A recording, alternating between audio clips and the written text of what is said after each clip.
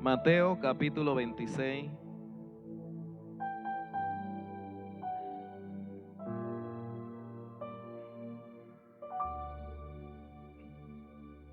Vamos a leer varios versículos. ¿Cuánto lo tienen? Vamos a leer en el verso 3 al 4 y luego saltamos al versículo 14. Dice la palabra: entonces los principales sacerdotes, los escribas y los ancianos del pueblo se reunieron en el patio del sumo sacerdote llamado Caifás y tuvieron consejo para prender con engaño a Jesús y matarle. Versículo 14. Entonces uno de los 12, que se llamaba Judas Iscariote, fue a los principales sacerdotes y le dijo: ¿qué querréis dar? ¿Qué me querréis dar? Y yo os entregaré.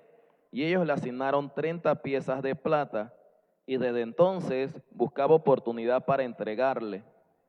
El primer día de la fiesta de los panes sin levadura, vinieron los discípulos a Jesús diciéndole: ¿por qué quieres que preparemos? ¿Qué quieres que preparemos para que comas la Pascua? Y él le dijo: id a la ciudad a cierto hombre y decidle: el maestro dice, mi tiempo está cerca, en tu casa celebraré la Pascua con mis discípulos. Versículo 19. Y los discípulos hicieron como Jesús les mandó y prepararon la Pascua.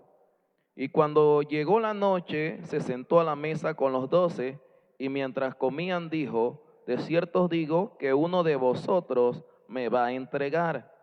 Y entristecidos en gran manera, comenzó cada uno de ellos a decirle: ¿soy yo, Señor? Entonces él respondiendo dijo: el que mete la mano conmigo en el plato, ese me va a entregar. A la verdad, el Hijo del Hombre va según está escrito de él, mas hay de aquel hombre por quien el Hijo del Hombre es entregado. Bueno le fuera ese hombre no haber nacido. Entonces respondiendo Judas, el que le entregaba, dijo: soy yo, maestro. Le dijo: tú lo has dicho. Versículo 45. Entonces vino a sus discípulos y le dijo: dormid ya y descansad. He aquí ha llegado la hora y el Hijo del Hombre es entregado en manos de pecadores. Levantaos, vamos, ved, se acerca el que me entrega. Mientras todavía hablaba, vino Judas, uno de los 12, y con él mucha gente con espadas y palos, de parte de los principales sacerdotes y los ancianos del pueblo. Y el que le entregaba le había dado señal diciendo: el que yo besare, ese es, prendedle. Y enseguida se acercó a Jesús y dijo: salve, maestro, y le besó. Y Jesús le dijo: amigo, ¿a qué vienes? Entonces se acercaron y le echaron mano a Jesús y le prendieron. Capítulo 27, vamos a leer del verso 1 al 5. Venida la mañana, todos los principales sacerdotes y los ancianos del pueblo entraron en consejo contra Jesús para entregarle a muerte. Y le llevaron atado y le entregaron a Poncio Pilato, el gobernador. Entonces Judas, el que le había entregado, viendo que era condenado, devolvió arrepentido las piezas de plata a los principales sacerdotes y a los ancianos, diciendo: yo he pecado entregando sangre inocente. Mas ellos dijeron: ¿qué nos importa a nosotros? Allá tú. Y arrojando las piezas de plata en el templo, salió y fue y se ahorcó. Dios añada bendición a esta palabra. Puede tomar asiento. Quiero compartirles por algunos minutos sobre la traición de Judas.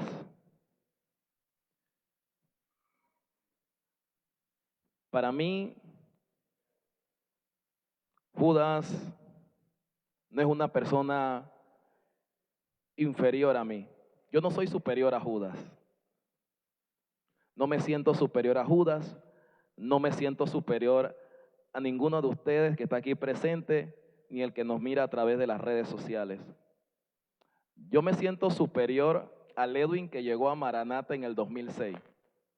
El Edwin que vino perdido, con necesidad de Cristo, y que a través de los años Dios lo ha ido cambiando. Y todavía tiene Dios muchas cosas que cambiarle a este que le está hablando en esta noche. Así que yo señalo esto porque no quiero que usted vea de ninguna manera que hoy que voy a hablar de Judas, yo me sienta superior a Judas.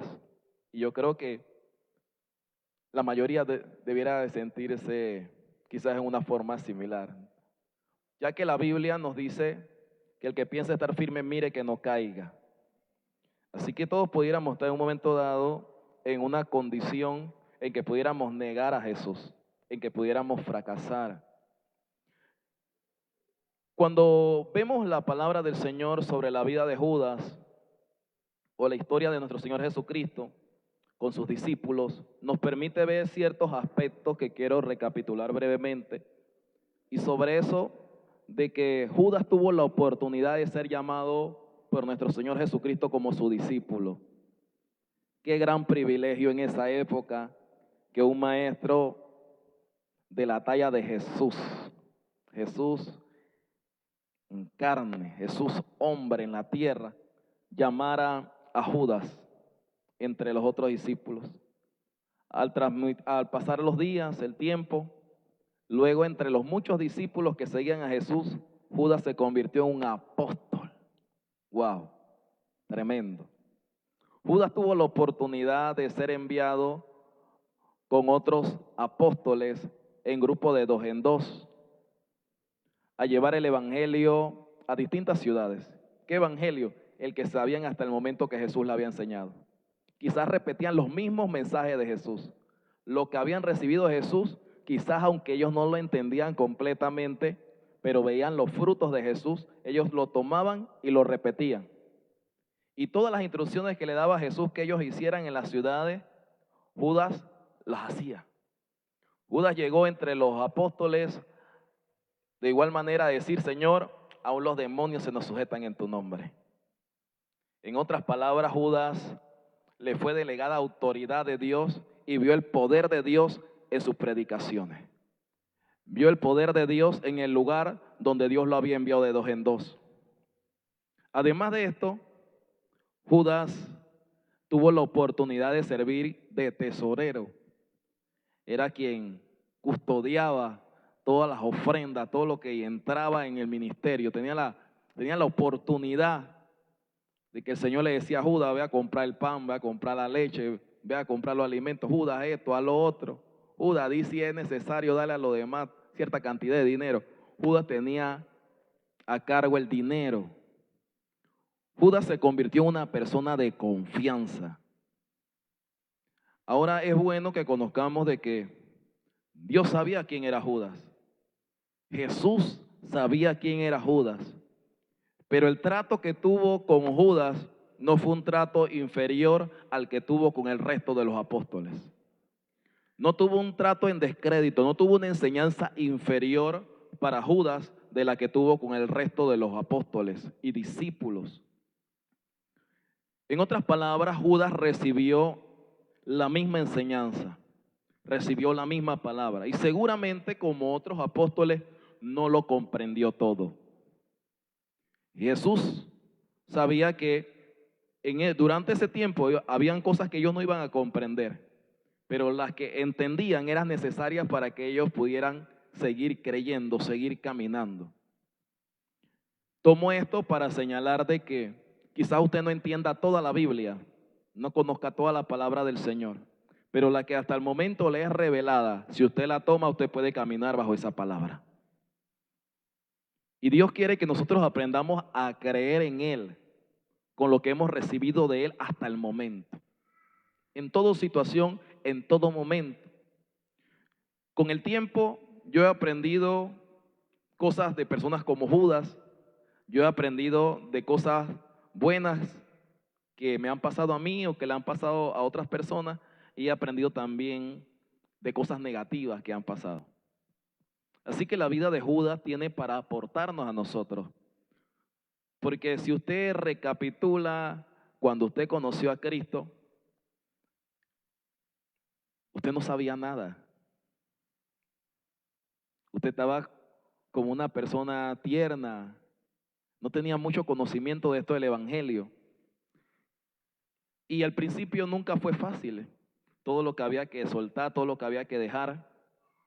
Y la vida de unos discípulos con otros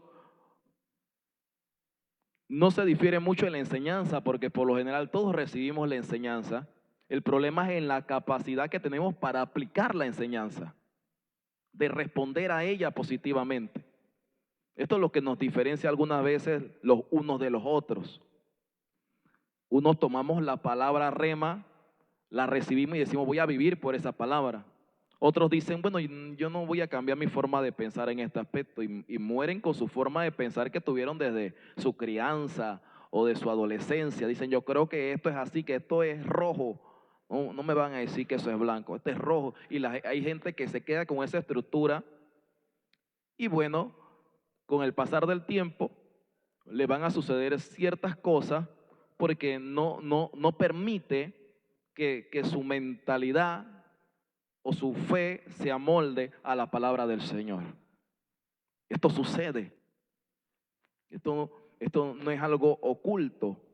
Hay personas que pueden pasar muchos años en un templo o llenos de cierto conocimiento, pero espiritualmente no crecen simplemente porque no quieren renunciar a algunos conceptos, algunas creencias, algunos, no sé, a su insatisfacción. Hay personas que uno les está tratando de enseñar sobre algo, pero ellos rehúsan rechazar esto.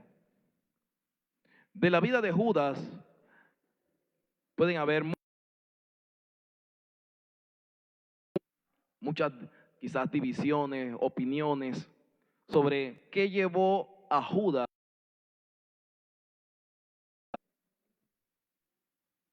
En lo personal, yo pienso que Judas estaba insatisfecho. Yo creo que Judas está insatisfecho porque el ministerio de Jesús para él no representó lo que él esperaba. ¿Por qué le digo esto? Porque la mayoría de las personas en aquel tiempo esperaban que llegara el Mesías, pero ellos querían a alguien que los libertara del dominio romano.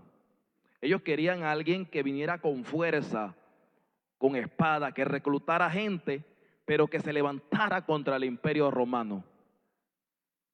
Pero la misión de Jesús, más que un efecto terrenal, era un efecto espiritual, era un efecto interno en la vida del hombre. Porque luego que viene esa transformación interna, vienen los cambios externos. Esa era la obra de Jesús. Y Judas posiblemente estuvo insatisfecho del ministerio de Jesús, a pesar que veía los milagros, veía las señales. Judas no pudo comprender y posiblemente es el no comprender lo llevó a él a sentirse insatisfecho de la forma en que estaba sirviendo. Y reitero, Judas en tiempo pasado había visto el poder de Dios, la autoridad de Dios que le había sido delegada. Pero la Biblia señala que Judas, cuando la mujer vino y regó el frasco de alabastro, él le incomodó porque esta mujer hizo eso. Jesús señaló que eso lo hizo para su sepultura, que a los pobres siempre lo iban a tener, pero a él no siempre lo iban a tener. Pero Judas decía que, según el libro de Juan, si no me equivoco, decía que eso valía mucho, eso valía como 300 denarios y que eso se podía haber vendido y darlo a los pobres. Luego de esta situación de Judas, la Biblia nos permite ver que Judas va donde están los sacerdotes, donde están los escribas, donde está la gente que está viendo cómo atrapan a Jesús y cómo acaban con él. Judas llega precisamente después de estos acontecimientos. Y Judas le dice que quería entregar a Jesús, pero ¿qué le iban a dar a cambio? Y la gente le promete 30 piezas de plata. Te vamos a dar 30 piezas de plata. Yo quiero que usted reflexione sobre lo siguiente. Sabemos qué hizo Judas y sabemos cómo terminó Judas. ¿Usted cree que cuando Judas le dijeron que le iban a dar 30 piezas de plata y él consideró tomarla, ¿usted cree que él pensaba que él iba a quedar ahorcado al final?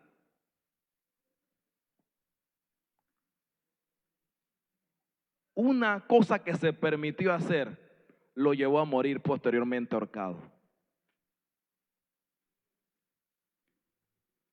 La Biblia nos permite ver que una vez que él acordó esto, con esta gente él buscaba ocasión de cuándo entregar a Jesús. Me llama mucho la atención que cuando fue el día de la cena, la última cena que Jesús iba a comer con sus amigos, porque él llama a Judas amigo, la última cena que él iba a tomar con sus amigos, yo me imagino un momento muy ameno. Los discípulos habían preparado el lugar. Jesús le había dicho, busquen en una casa tal. Ellos prepararon el momento, asaron ahí el cordero, no sé, ahí lo prepararon, tenían la comida, tenían todo. Un buen momento ahí para compartir con los discípulos. Un momento quizás de descanso, de relajación, de compartir, de bromear, quién sabe. Era un momento. Y llega un momento en la cena en que Jesús dice, uno de ustedes me va a entregar. Uno de ustedes que está aquí divirtiéndose, que está pasando este momento ameno, que bromea conmigo, que come conmigo, uno de ustedes me va a entregar. Yo pensé en que eso a veces nos pasa a nosotros. Venimos a la iglesia y cuando salimos vamos a pecar. Alabamos a Dios, predicamos, cantamos, hacemos cosas para Dios, pero muy dentro de nosotros tenemos la intención de luego salir y pecar. Salir y buscar ocasión de hacer cosas negativas. Así estaba Judas, divirtiéndose, pasando el momento con Jesús, con el resto de los apóstoles, pero estaba ahí buscando una ocasión para cuando entregar al Señor. El resto de los compañeros lo veía igual. Hey, está divirtiéndose como nosotros, está compartiendo con nosotros. Hey, Judas sí trabaja, Judas qué cargo tiene, Judas esto, Judas lo otro. Pero Judas estaba buscando ocasión. El libro de Juan nos permite ver que a Judas se le metió Satanás. La insatisfacción que tenía Judas y el deseo que tenía por obtener esas 30 piezas de plata permitió que Satanás se le metiera. Traté de investigar cuánto representaba en dinero esas 30 piezas de plata. Y no nos pueden dar a esta fecha, un día como hoy, no nos pueden decir exactamente cuánto representaba eso en dinero. Pero el estimado que se señala es que podría ser entre 4 a 6 meses de trabajo. Posiblemente $450 en esa época. Posiblemente. Judas abandonó su ministerio por una pequeña locura.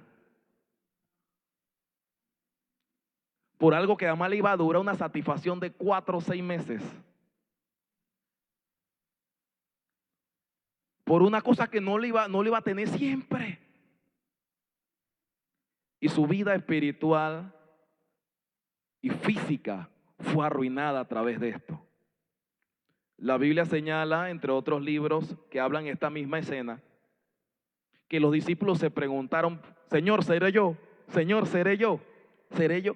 Lo que Jesús le cambió el momento, estaban ellos divirtiéndose y Jesús le dijo, uno de ustedes me va a entregar. Y entre ellos dice, Señor, ¿seré yo? ¿Seré yo? ¿Seré yo? Y aparentemente Judas toca al Señor y le dice, Señor, soy yo. Dice, tú lo has dicho. Tú lo has dicho. Podría ser que se lo dijo ahí mismo en el momento, seré yo. O podría ser cuando llegó donde los escribas y los fariseos y decía, yo se los voy a entregar. Tú lo has dicho.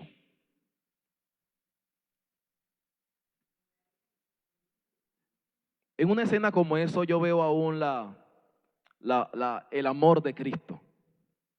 Que a pesar de que nosotros podamos estar con una mentalidad contraria a la fe, al evangelio, llega un momento en que Él nos habla para que despertemos de lo que estamos pensando hacer, lo que estamos considerando. Nos habla, nos habla, nos habla. Para que uno diga, hey, voy a salir de esta. Pero en el caso de Judas, él estaba tan convencido de lo que iba a hacer, que ni lo que Jesús dijera en ese momento lo iba a hacer cambiar de opinión.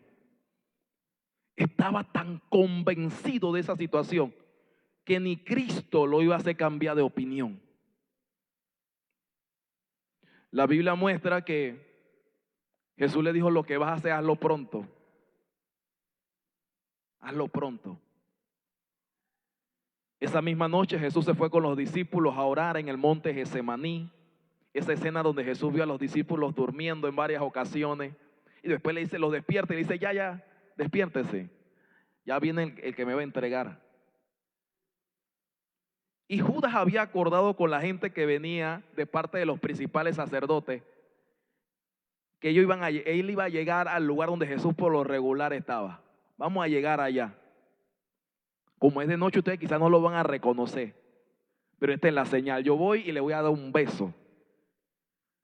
Al que yo le dé el beso, ese es. A ese agárrenlo. Y llega Judas y le da un beso al Señor. Y el Señor le dice, con un beso me entrega, Judas. Y yo pienso que eso pasa en la iglesia. La misma escena que mencioné antes. Cuando venimos y alabamos al Señor, glorificamos al Señor. Y luego lo rechazamos. No sé si le ha pasado a usted, pero me ha pasado a mí. En momentos que uno está en la iglesia físicamente, pero tu mente no está ahí. Estás adorando a Dios con tus labios. Puedes tirar hasta besito a Dios. Alguien dice, tírale besito a Dios, usted tira besito. Te amo, diga te amo, te amo. Pero su corazón no está ahí. Y algunos quizás hasta orando puede ser que su corazón no esté ahí. Porque nos volvemos muchas veces automáticos. Hacemos las cosas por costumbre. Y a veces nuestro corazón no está ahí. Hay momentos que yo estoy cantando y después yo digo, pero canta para Dios, Edwin. La cantas porque te la sabes de memoria. Y que te quieres decir todas las entonaciones. Tú no me crees, pero yo llego a la entonación en ese momento. Yo canto. Pero a veces yo me doy cuenta de Edwin, no estás ahí. Y tengo que hacerlo como para el Señor. Y cuando siento que lo hago para el Señor, es otra cosa. Es diferente cuando tú adoras para el Señor que cuando lo haces de una forma automática. Es diferente. En el beso de Judas no era un beso, no era un beso donde él mostraba su amor. Era un beso donde él lo entregaba. La Biblia muestra, para ir un poco ya más rápido, la Biblia muestra en el capítulo 27, verso 1, que cuando Judas abre los ojos, parafraseando, y se da de cuenta que quieren condenar a Jesús, que lo quieren matar, o sea, no lo van a tener preso, no lo van a tener detenido por un tiempo, lo van a matar. Entonces Judas, según el capítulo 27 dice, entonces Judas, el que la había entregado, viendo que era condenado, devolvió arrepentido las 30 piezas de plata a los principales sacerdotes y a los ancianos. Y dijo, yo he pecado entregando sangre inocente. Mas ellos dijeron, ¿qué nos importa a nosotros? Allá tú. Y arrojando las piezas de plata en el templo, salió y se ahorcó. Una pequeña locura que hizo Judas. Ya no la podía echar para atrás. Y eso que comenzó con un simple deseo, de satisfacer su deseo por el dinero, su codicia por el dinero, posteriormente lo llevó a la muerte. Reflexionando sobre esto, veo una realidad. La realidad es que muchas personas pueden caer en el mismo pecado, en la misma situación, pero no todos van a lograr levantarse de la misma forma. Hay personas como Judas que más nunca se van a levantar. Y esto es triste. ¿Por qué señalo esto? Porque nosotros debemos de reflexionar sobre lo que nos vamos a permitir hacer con nuestra vida. Nosotros no podemos vivir creyendo de que porque fulano lo hizo y sigue vivo, yo voy a correr con la misma suerte. No todos vamos a tener la misma oportunidad, iglesia. No todos vamos a tener el mismo resultado, aunque hagamos el mismo acto. En el caso de Judas, esto se salió de control. Y Judas, más que arrepentido, estaba siendo atormentado por lo que había hecho. Y el tormento lo llevó a que él buscara una solución. La solución es acabar con mi vida. Es acabar con mi vida.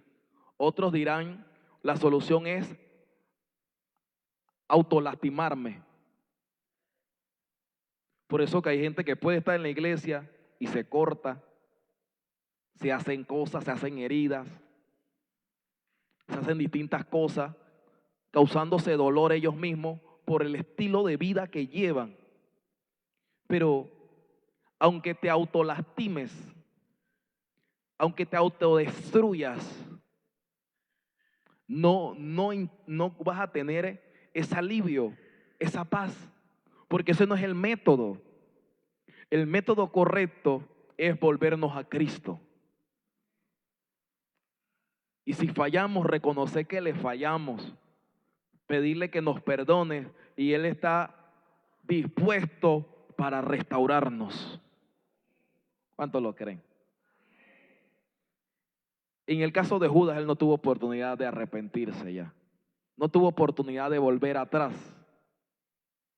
Pero también como Judas, Pedro también negó a Jesús esa misma noche. Y Jesús le había dicho: Pedro, tú me vas a negar 3 veces. La diferencia fue que aunque Pedro y los discípulos aún no habían entendido esto de la resurrección de Cristo, ellos se mantuvieron juntos.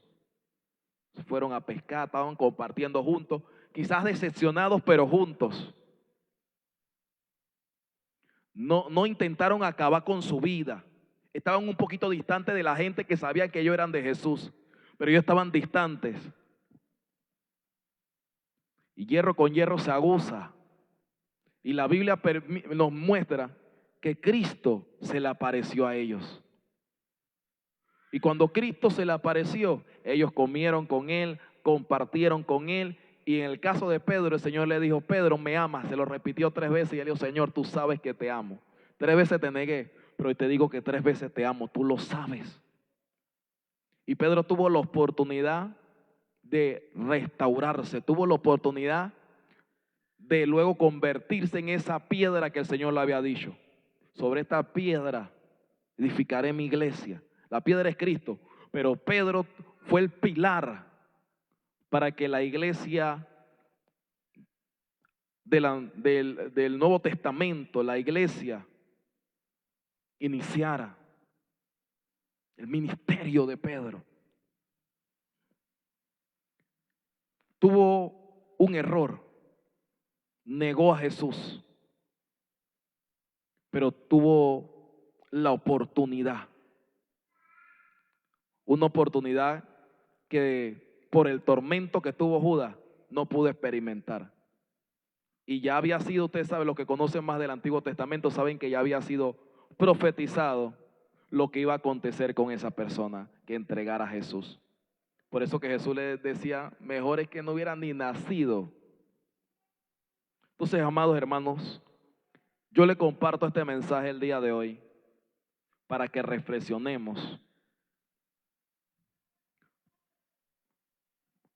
Porque aunque no podemos compararnos los unos con los otros, de yo soy mejor que fulana, yo soy mejor que el otro, no. Aunque no podemos hacer eso, usted puede compararse con usted mismo. Usted puede ver cómo estaba ayer y cómo se encuentra hoy. Cómo está su relación con Dios hoy. Cómo está su intimidad con el Señor hoy. Su fidelidad, su integridad, cómo está hoy. Y tiene la oportunidad que si no ha llegado la muerte, de reivindicarse y arreglar su vida con el Señor. Y debe de entender de que Dios es misericordioso y que Dios está dispuesto a perdonar a sus hijos y a restaurarlos. Dios quiere que yo crezca, pero también quiere que usted crezca, que se desarrolle, que vea la mano de Él, que confíe a pesar de toda tribulación, a pesar de toda prueba, a pesar de toda codicia que se quiera levantar, usted siga creyendo en Él. No permitamos que la insatisfacción tome ventaja en nuestra vida. Con la insatisfacción la gente se deprime, se siente mal. Y con la insatisfacción llegan otras cosas, el deseo de entonces usted autosatisfacerse.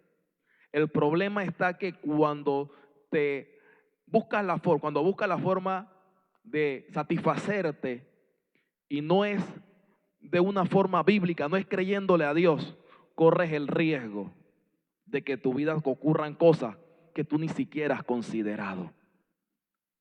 Hay gente que el día de hoy están en las calles, otros en las cárceles, otros en los cementerios, por una pequeña locura.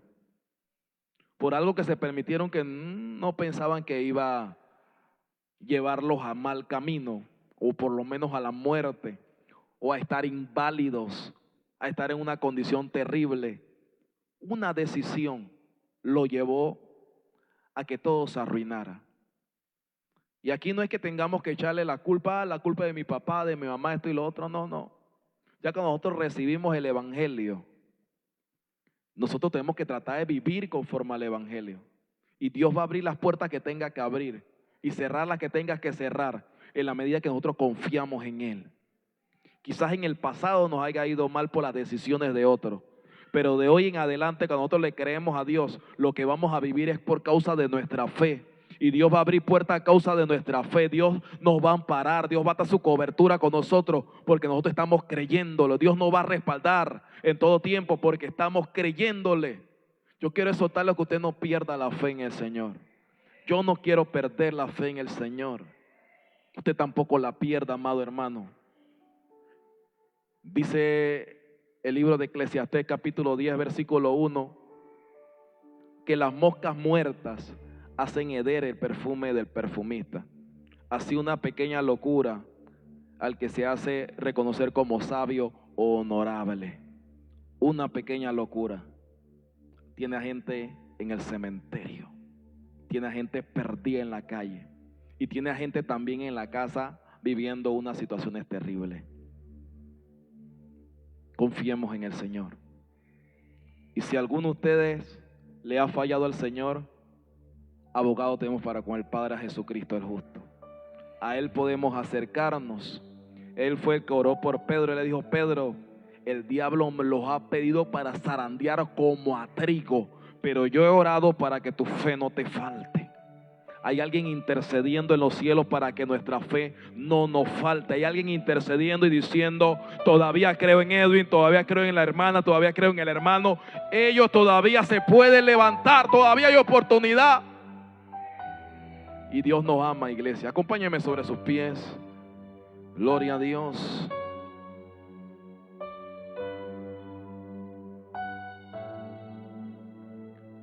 Aleluya. Gloria a Dios. Voy a orar Padre Santo, Padre bueno, te alabo, Dios. Te doy gracias por esta noche, Dios. Porque tú has tenido misericordia de mi vida y de seguro también de mis hermanos. En momentos pasados, Señor, también yo he pensado autolastimarme, autoafligirme. En momentos pasados también yo he deseado morirme. Pero tu amor y tu misericordia, Señor, han estado ahí. Tu palabra está aquí. Dios mío, te doy gracias por tu amor para con mi vida, tu amor para con mis hermanos. Yo te pido, Dios de gloria, que tú le des nuevas fuerzas a cada uno. Yo te pido, Rey de gloria, que le des la capacidad de, aún en sus momentos de prueba y tribulación, seguir confiando en ti. Que aunque la carne se quiera levantar, aunque el diablo quiera venir a afligirlo y a atormentarlo como a Judas, Señor, ellos no lo permitan. Ellos cierren esa puerta y corran a la adoración, corran a la oración, Señor. Oh Dios mío, ten misericordia de esta iglesia. Ten misericordia, Señor, aleluya, de todos nosotros. Padre, te amamos. Quizás te hemos fallado como Pedro o como Judas, pero reconocemos en esta noche que te amamos, Dios. Hemos sido infieles, pero no hemos chocado contigo, con un Dios que permanece fiel. Y tu fidelidad nos da fortaleza.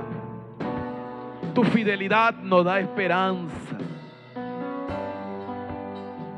Y estamos seguros, Dios, de que verdaderamente tú nos amas. Dios mío, quizás hoy en nuestras vidas estén aconteciendo cosas que no entendemos, que no comprendemos, cosas que no vemos un cambio, Señor, pero no vamos a permitir que la insatisfacción nos gobierne. Que lo que esté pasando a nivel de nuestra familia, de nuestro hogar, esa insatisfacción nos gobierne y nos tumbe la fe. No lo vamos a permitir, Dios. No le vamos a dar lugar al enemigo. Por eso te pedimos fortaleza espiritual. Te pedimos que tu Santo Espíritu, Dios de gloria, sea con nosotros. Que tu Santo Espíritu nos hable, nos mueva, Dios mío, a hacer lo que es correcto, a hacer lo que a ti te agrada, Dios. Dios mío, no permitas que tu iglesia desfallezca, que tus hijos desfallezcan. Aquel que hoy está clamando, aquel que hoy lo reconoce, Señor, reconoce que te has sido infiel, reconoce que necesita de tu socorro, de tu fortaleza, de tu ayuda, de tu intervención, Dios mío. Ayúdalo de manera tal, Dios mío, que no claudique. Y si hay alguien que nos ve a través de las redes sociales, Dios mío, y ha caído, Dios mío, demuéstrale que tú lo sigues amando, Dios. Padre, convéncelo en esta bella noche, Señor, de que tienes planes gloriosos para su vida. Señor, nosotros no sabemos todo lo que pudo estar atormentando a Judas, que él decidió ahorcarse. Sabemos que el tormento es algo terrible. El sentirse mal y el diablo tome ventaja es algo terrible. Pero te pedimos, Dios, que tú le hables a tus hijos. Sácalos de la condición en que se encuentran. Sácalos y tráelos a ti.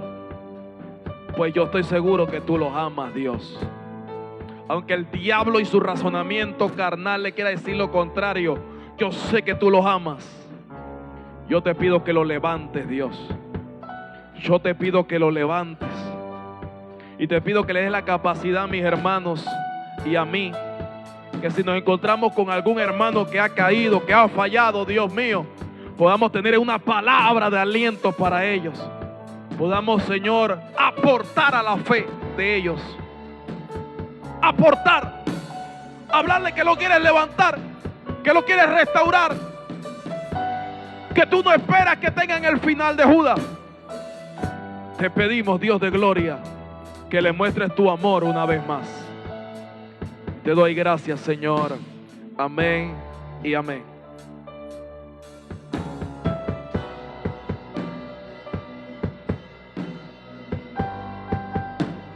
Aleluya. Oremos para despedir, hermano.